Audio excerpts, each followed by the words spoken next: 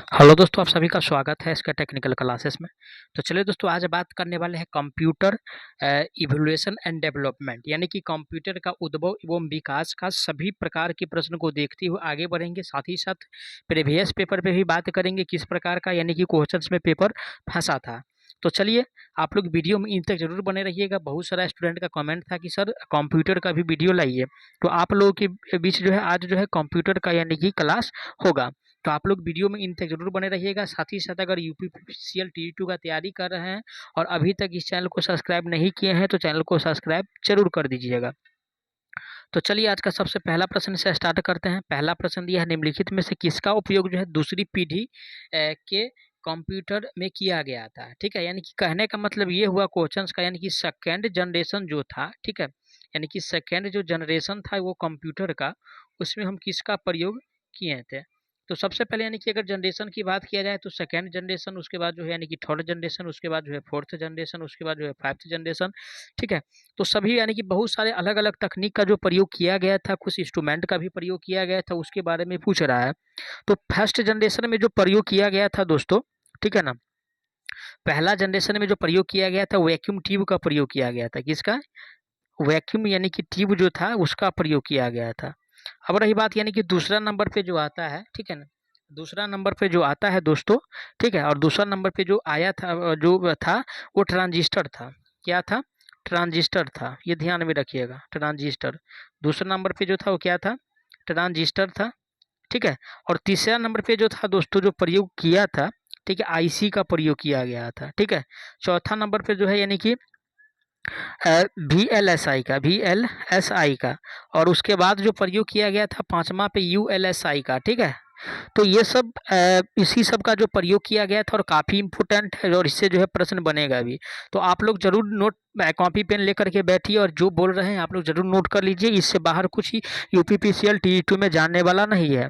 तो पहला जनरेशन में तो ये किसका प्रयोग किया गया था? तो वैक्यूम ट्यूब का प्रयोग किया गया था, जो कि ऑप्शन डी में दिया हुआ है। उसके बाद जो ट्रांजिस्टर का दूसरा में किया गया था इंटीग्रेटेड सर्किट जो दिया हुआ है, ये आईसी का फुल फॉर्म है। किसका फुल फॉर्म है? आईसी का फुल फॉर्म है। ठीक है ना, तो इसका जो प्रयोग किया गया था, ठीक है ना, आईसी का, वो तीसरा जनरेशन में यानी कि थर्ड जनरेशन में किया गया था। लेकिन इस क्वेश्चंस में तो यानी कि दूसरा जनरेशन की बात कर रहा है, तो दूसरा जनरेशन में जो प्रयोग किया गया था वो ट्रांजिस्टर का प्रयोग किया गया था। राइट आंसर की बात किया जाए तो करेक्ट आंसर जो होगा इसका ऑप्शन सी सही हो जाएगा। ठीक है, चलिए आगे बढ़ते हैं। आगामी प्रश्न पे बात करते हैं। आज का आगामी प्रश्न जो दिया हुआ है क्वेश्चंस में है कि कंप्यूटर की किस पीढ़ी में इसकी परिस्थिति के लिए वैक्यूम ट्यूब का उपयोग किया गया था। देखिए वहाँ पे तो क्लियर हो ही चुका है कि वैक्यूम ट्यूब का प्रयोग कहाँ पे हुआ था, और साथ ही साथ जो है यानी कि ट्रांजिस्टर का प्रयोग कहाँ पे हुआ था, या आईसी का प्रयोग कहाँ पे हुआ था, VLS का प्रयोग कहाँ पे हुआ था, ULSI का प्रयोग कहाँ पे हुआ था। ठीक है, तो उस पर यानी कि बात कर चुके हैं। ठीक है, तो देखिए पहला क्या कह रहा है, यानी कि वैक्यूम ट्यूब। तो वैक्यूम ट्यूब का जो प्रयोग हुआ था यानी कि फर्स्ट जनरेशन में हुआ था। किसमें? फर्स्ट जनरेशन का जो कंप्यूटर था उसमें यानी कि इसका प्रयोग किया गया था। ठीक है, फर्स्ट जनरेशन के कंप्यूटर में यानी कि वैक्यूम ट्यूब का प्रयोग किया गया था। तो चौथी पीढ़ी की बात है तो चौथी पीढ़ी में VLSI का प्रयोग किया गया था। फिर VLSI को यानी कि मॉडरेट करके, ठीक है, क्या किया था, ULSI का प्रयोग किया गया था। साथ ही साथ यानी कि पहला पीढ़ी में दोस्तों जो प्रयोग किया गया था वो वैक्यूम ट्यूब का प्रयोग किया गया था।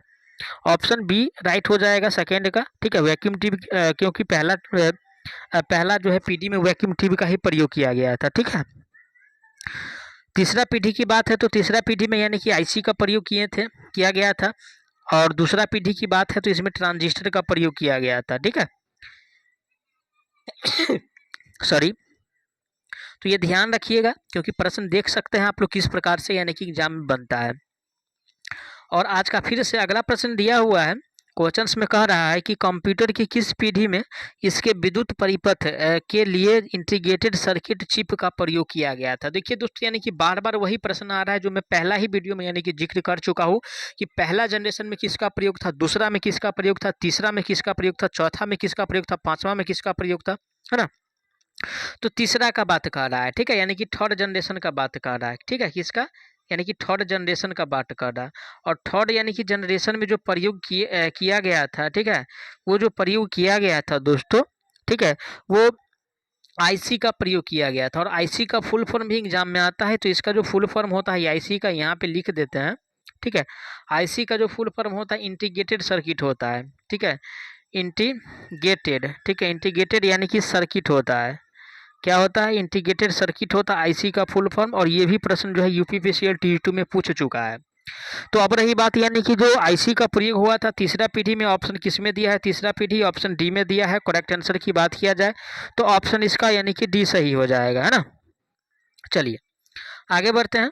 आज का अगला प्रश्न जो दिया हुआ है, देखिए ये क्रम बताना है, ठीक है। ये जो दिया हुआ है डेटा यानी कि प्रसंस्करण के हिसाब से पहला जो है कि कौन सा पीढ़ी है, दूसरा कब आया, तीसरा कब आया है, ठीक है, पहले चौथा आया कि पहले पांचवा आया कि पहले पहला आया। देखिए इसमें ज़्यादा दिमाग लगाने का कोई ज़रूरत है नहीं, फिर सिर्फ क्वेश्चंस पढ़िए। डेटा प्रसंस्करण क्षमता, ठीक है, के संदर्भ में निम्नलिखित में से कौन सा विकल्प जो है अलग अलग कंप्यूटर पीढ़ियों का सही क्रम है। तो देखिए सही क्रम की बात किया जाए तो सबसे पहले यानी कि जो आया था यानी कि फर्स्ट जनरेशन का कंप्यूटर आया था, ठीक है। उसके बाद जो आया दोस्तों यानी कि सेकेंड जनरेशन का कंप्यूटर आया। क्या आया? उसके बाद यानी कि सेकेंड जनरेशन का कंप्यूटर आया, ठीक है। और उसके बाद जो नंबर है दोस्तों यानी कि थर्ड जनरेशन का, है ना, तो थर्ड जनरेशन का कंप्यूटर आया। उसके बाद जो है नंबर दोस्तों यानी कि फोर्थ जनरेशन का कंप्यूटर आया। उसके बाद दोस्तों जो नंबर है 5 जनरेशन का, ठीक है, उसके बाद यानी कि 5 जनरेशन का कंप्यूटर आया। तो ये ध्यान में रखिएगा। तो सबसे पहले यानी कि पहला पीढ़ी हो जाएगा, उसके बाद दूसरा पीढ़ी हो जाएगा, उसके बाद तीसरा पीढ़ी है, उसके बाद यानी कि चौथा पीढ़ी है। तो ये जो दिया हुआ है यानी कि सबसे पहले जो आया था पहला पीढ़ी, उसके बाद दूसरा, उसके बाद तीसरा, उसके बाद चौथा, ठीक है। तो इस प्रकार से ये क्रम है।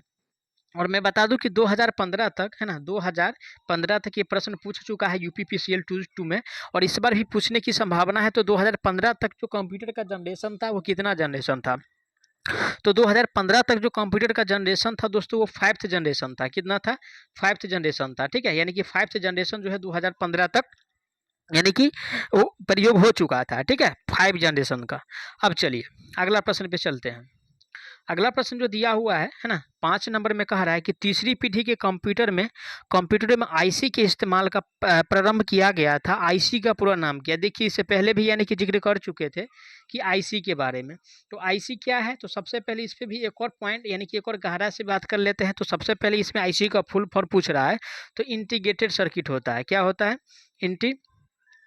गेटेड सर्किट होता है। इंटीग्रेटेड यानी कि सर्किट होता है, ठीक है, इंटीग्रेटेड यानी कि सर्किट होता है।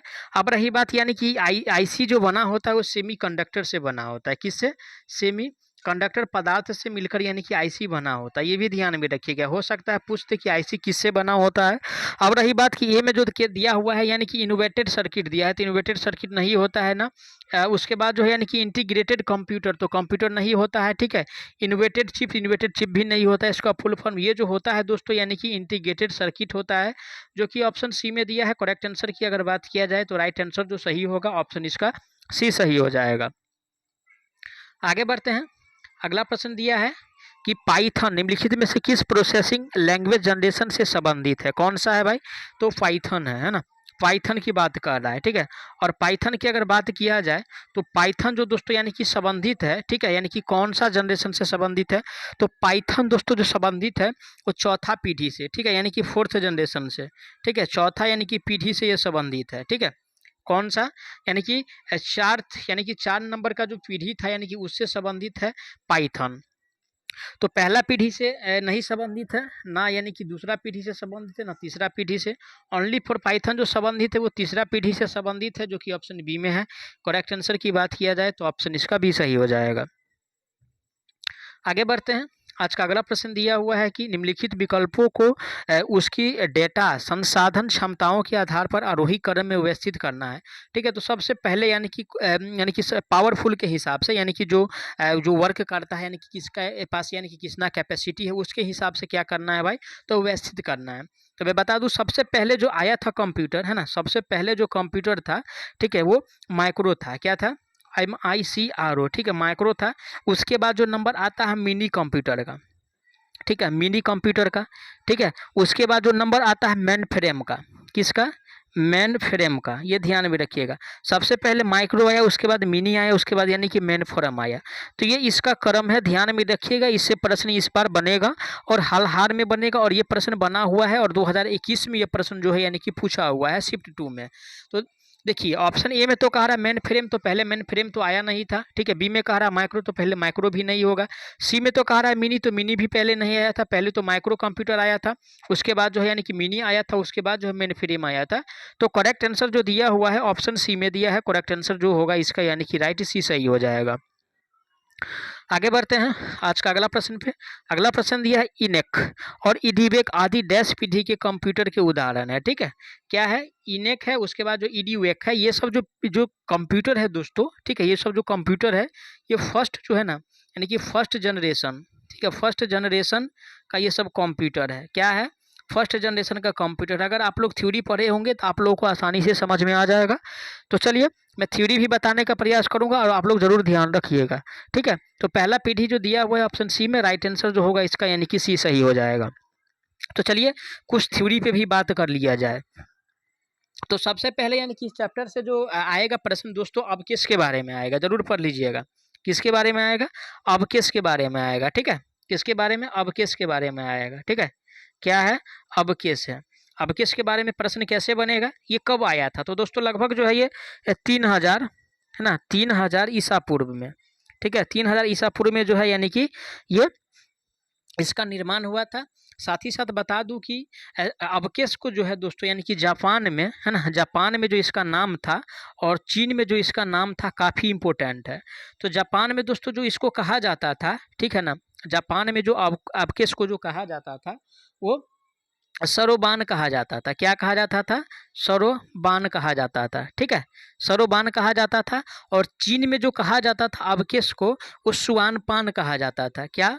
सुआन पान, ठीक है, सुआन पान, सुआन पान कहा जाता था, ठीक है। देखिए नाम कुछ अजीब लग रहा है, लेकिन आप लोगों को जरूर ध्यान में रखना है और काफ़ी प्रश्न इससे इस बार जो है यानी कि बनने की संभावना है इस दोनों से।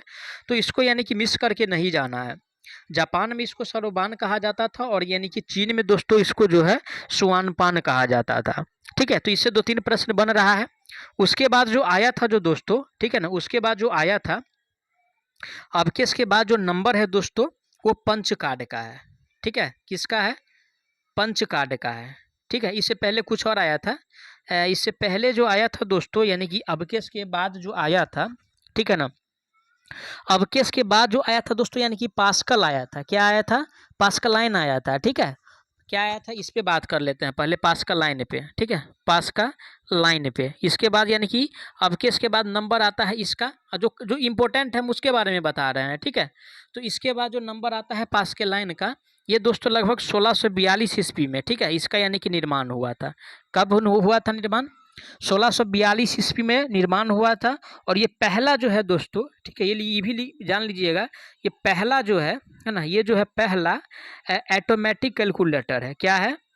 ऑटोमेटिक कैलकुलेटर है। क्वेश्चंस पूछ देगा कि पहला ऑटोमेटिक कैलकुलेटर कौन सा है, ऑप्शन दे देगा, पास्कल लाइन दे देगा, पंच कार्ड दे देगा, अबकेस दे देगा, तो क्या मारिएगा? जाने रहिएगा तब ये मारिएगा। तो पहला ऑटोमेटिक क्या है? तो कैलकुलेटर है, ठीक है, पहला ऑटोमेटिक कैलकुलेटर, ये ध्यान में रखिएगा, ठीक है। ये भी क्लियर हो गया।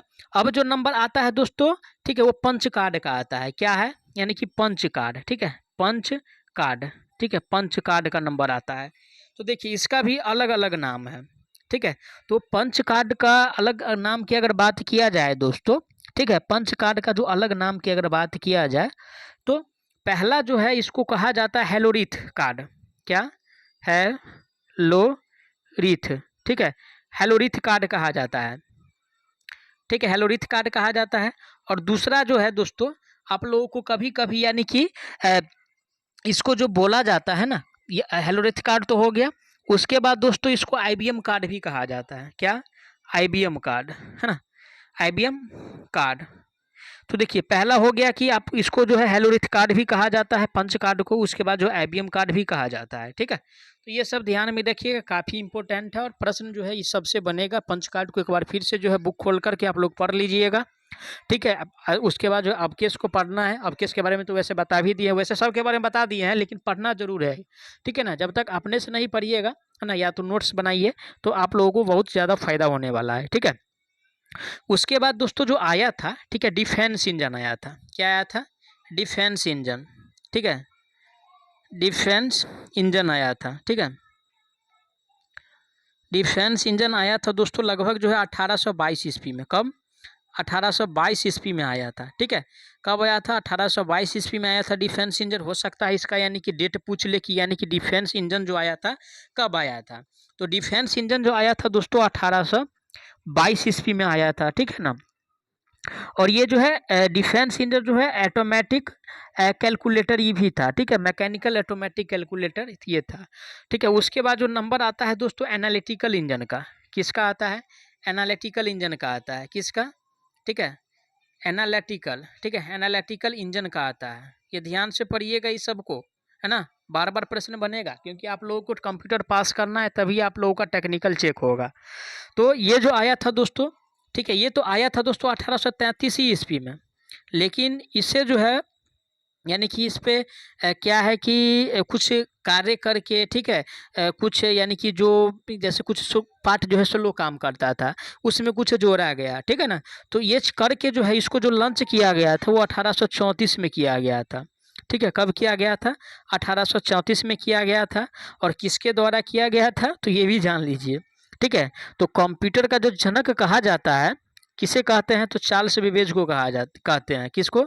चार्ल्स बेबेज को। ठीक है, चार्ल्स बेबेज को कहा जाता है। तो इन्हीं भाई साहब ने इसको यानी कि लॉन्च किया था, एनालिटिकल इंजन को भी और डिफेंस इंजन को भी। तो ये भी ध्यान में रखिएगा। तो चलिए अब ऑब्जेक्टिव पे चलते हैं। ठीक है, आप लोग ज़रूर पढ़िएगा इस सब के बारे में। उसके बाद जो है देखिए, उसके बाद आया था मार्क 1। ठीक है, क्या आया था? मार्क 1 आया था। ठीक है, मार्क 1 आया। ठीक है, उसके बाद मार्क 2 आया। बहुत सारा आया, जरूर पढ़ लीजिएगा भैया, है ना। जो जो बता रहा हूँ पढ़ लीजिएगा, आप लोगों को कोई दिक्कत होने वाला है नहीं। डैश पीढ़ी के कंप्यूटर माइक्रो प्रोसेसर तकनीक का प्रयोग करके विकसित किया गया था। ठीक है, तो देखिए दोस्तों यानी कि माइक्रो प्रोसेसर क्या? तो माइक्रो प्रोसेसर। ठीक है, माइक्रो प्रोसेसर। और माइक्रो प्रोसेसर तकनीक का जो यानी कि प्रयोग करके जो विकसित किया गया था दोस्तों, वो यानी कि 4th जनरेशन में। कब? तो 4th जनरेशन को क्या किया था भाई? तो माइक्रो प्रोसेसर तकनीक का प्रयोग करके यानी कि विकसित किया गया था। ठीक है ना, 4th यानी कि जनरेशन को। ठीक है, ऑप्शन किस में दिया हुआ है? 4th generation. तो तीसरा नहीं होगा, ना पहला होगा, ना दूसरा होगा। चौथा जो दिया हुआ है वो 4 में दिया है, यानी कि डी में दिया है। करेक्ट आंसर की बात किया जाए तो डी सही हो जाएगा। आगे बढ़ते हैं। आज का अगला प्रश्न दिया हुआ है कि उन्नत तकनीक जैसे कि कृत्रिम बुद्धिमत्ता, क्वांटम कंप्यूटिंग आदि मुख्य रूप से डैश पीढ़ी के कंप्यूटर के लिए थी। तो देखिए दोस्तों इसमें यानी कि बहुत सारा यानी कि बात को जिक्र किया है। यानी कि क्या कह रहा है? सबसे पहले कृत्रिम बुद्धिमत्ता। ठीक है, उसके बाद जो नंबर है क्वांटम, उसके बाद जो है क्वांटम कंप्यूटिंग, उसके बाद जो है आदि मुख्य रूप से डैश पीढ़ी के कंप्यूटर के लिए थी। तो दोस्तों यानी कि ये सब जो था, ठीक है, यानी कि ये सब जो था, ठीक है, ये सब जो था, ठीक है, ये सब जो था, ठीक है, ये आपको यानी कि 5वीं पीढ़ी, ठीक है, यानी कि 5वीं पीढ़ी, ठीक है, 5वीं पीढ़ी। 5वीं पीढ़ी का मतलब क्या? तो 5वीं पीढ़ी का मतलब यानी कि 5th जनरेशन। और 5th जनरेशन में, ठीक है, 5th जनरेशन में दोस्तों जो है यानी कि इसका जो है क्या किया गया था? तो प्रयोग किया गया था इस सब का। ठीक है, कृत्रिम बुद्धिमत्ता, क्वांटम कंप्यूटिंग। तो ये ध्यान में रखिएगा। दूसरा में नहीं किया गया था, ना ही जो है यानी कि चौथा में किया गया था, ना तीसरा में किया गया था, 5वां में किया गया था, जो कि ऑप्शन सी में दिया है। राइट आंसर इसका यानी कि सी सही हो जाएगा, है ना। चलिए आगे बढ़ते हैं। तो दोस्तों यानी कि मात्र 10 ही प्रश्न था आज के सेट में। तो जो प्रश्न बच रहा है मैं नेक्स्ट से कराऊंगा। और मैं बता दूं कि आप लोगों के बीच जो जो पॉइंट था मैंने बीच में भी जिक्र भी किया हूँ। ठीक है, और नेक्स्ट जो बच रहा है नेक्स्ट वीडियो में जो है क्वेश्चन सारा करा दूंगा। तो आप लोग जो है प्लीज़, एक गुजारिश है, एक रिक्वेस्ट है कि ज़्यादा से ज़्यादा चैनल को शेयर करें, सब्सक्राइब करें। और देखिए दोस्तों, अगर आप लोग अच्छा से मेहनत कर रहे हैं तभी हम वीडियो बना रहे हैं। ऐसा नहीं कि आप लोग यानी कि मेहनत नहीं कर रहे हैं, मैं वीडियो बना के डाल रहा हूँ। प्लीज़ आप लोग ज़रूर मेहनत कीजिएगा क्योंकि यूपीपीसीएल टी2 का एग्ज़ाम बहुत जल्द होने वाला है। तो चलिए मिलते हैं नेक्स्ट पार्ट में, तब तक के लिए जय हिंद।